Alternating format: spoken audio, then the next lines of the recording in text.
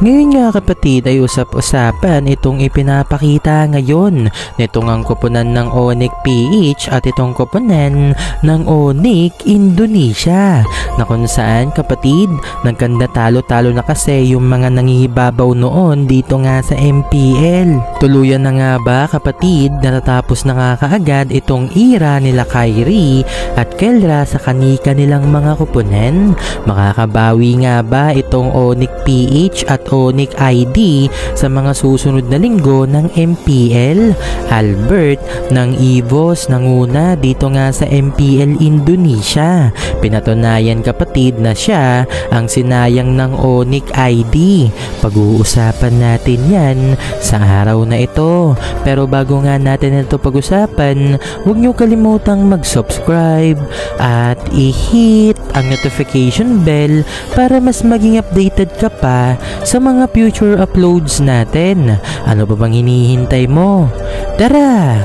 Ngayon nga kapatid ay usap-usapan nga itong performance ng Onyx PH at itong koponan ng Onyx Indonesia. Sa kasulukuyan nga kapatid, ang dalawang koponan na yan dito nga sa Pinas at sa Indo ay hindi nga maganda ang kanilang ang pinapakita dito dahil nagkanda talo-talo nga ngayon itong koponan ng Onyx PH kapatid.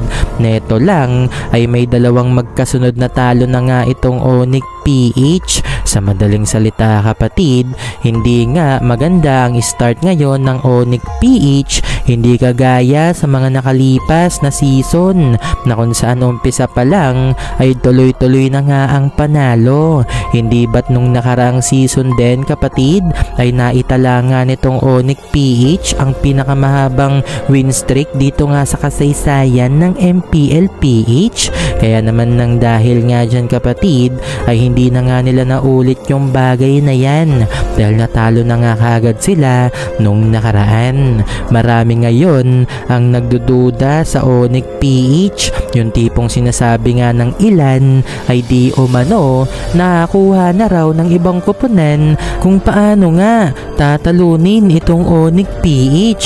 Kumbaga kapatid, basang-basa na raw di umano itong Onyx PH dito nga sa MPL. Neto lang nung nakaraan ay finokus ban nga itong si Super Prince at naging effective nga ito kapatid. At sa laban nga nila dito sa Aurora kapatid nung nakaraan lang, finokus naman ang ban dito nga kay King Kong. Dahilan kung bakit mukhang pilay nga ang laruan nitong koponan ng Onyx PH na kung saan kapatid tama lang naman na iban nga itong mga hero ni King Kong o di kaya ni Super Prince dahil kung si Kelra nga ang ifo-focus ban ng mga kalaban, ma-open naman itong ang mga hero ng ilang mga miyembro ng Onyx PH. Sa madaling salita, diyan pa lamang kapatid ay masasabi talaga natin na hindi nga si Kelra ang kahinaan ng Onyx PH. Yung tipong marami na nga ang nagtangka kapatid na i-focus ban nga itong mga hero ni Kelra.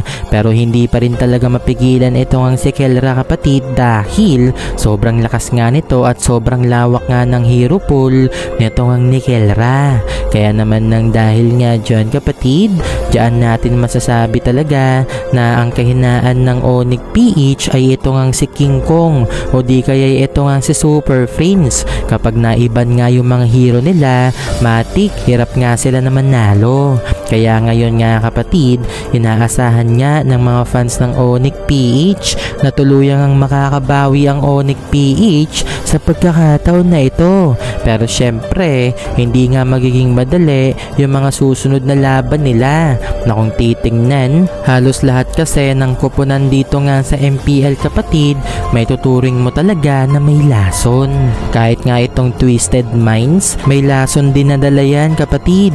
Hindi lang talaga nila makuha-kuha yung pinakatamang momentum nila ngayong season na ito. Pero asahan natin since nanalo na nga sila kapatid, abay baka sa susunod nga nilang laban ay tuluyan na nga talaga silang manalo ng serye. Kaya naman nang dahil dyan, aasahan nga natin itong koponan ng Twisted Minds. Sa ngayon nga kapatid, maaga pa para masabi na tuluyan na ngang nawala ang era ng Onyx PH. Tulad nga ng sinasabi nitong ang ni Coach Why Not kapatid ay natutuwa nga siya dahil natatalo-talo nga sila ng koponan dito nga sa MPL-PH. Isang patunay raw di umano ito na kailangan nga nila mag-improve dahil ang mga koponan ngayon sa MPL-PH ay nag-improve na dahil tinalo-talo nga sila ng mga ito. Tunay raw na ang Pinas ang number 1 sa larangan ng MLBB. Kada season daw ay nag-i-improve ang mga koponan kaya tumataas din ang competitiveness ng isa't isa. Kaya kahit sino nga yung pambato natin sa international tournament ng MLBB kapatid, kuwang-kuha pa rin natin ang kampyonato. Kumbaga kahit sinong koponan kaya magkampiyon internationally dahil dito pa lang sa MPL-PH hirap na. What more pa kaya kapag international tournament na ng Mobile Legends ang pinag-uusapan. Tulad nga ng sinasabi ng mga players ng Onyx PH noong nagkampiyon nga sila sa M6 kapatid, ayon sa kanila, di umano nahirapan pa sila dito sa Grand Finals ng MPL-PH kumpara sa Grand Finals ng World Tournament ng MLBB na hindi nga sila matapatan sa pagkakataon na ito at for the first time kapatid, sa unang pagkakataon tayo nga ay nagkampiyon dito nga sa World Tournament ng MLBB na galing sa upper bracket. Simula kasi M2, M3, M4 at M5 kapatid, yung mga koponan natin bumaba nga yan sa lower bracket hanggang umabot ulit sa Grand Finals at kinuha natin ang kampyonato. Itong Onyx PH rekta dito nga sa upper bracket finals at nakakuha nga ng spot sa Grand Finals dito nga. Tinalo na nila itong pambato ng Indo na TLID at Itlog nga ang nakuha ng mga ito. Kaya sa tingin ko hindi pa rin talaga tapos ang pamamayagpag ng Onyx PH.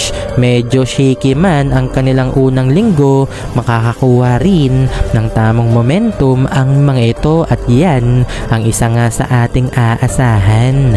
Sa pagpapatuloy nga kapatid, ito nga si Kyrie ay medyo hirap din dito nga sa Onyx Indonesia. Kung ano ang sinasapit ngayon ng Onyx PH ay siya ring sinasapit ng Onyx ID. Kanda talo-talo din sila dito sa unang linggo ng MPL kapatid. Ginawa pa nga ng Onyx ID, pinalitan pa nila itong nagbubuhat sa kanila na si Kyrie. At si Nile nga ang ipinalit dito kay Kyrie bilang jungler. Pero ang nangyari, ayun, talo pa rin. Mukhang salam talaga itong ang coach ng Onyx ID ngayon na dating coach nga ng RRQ Hoshi.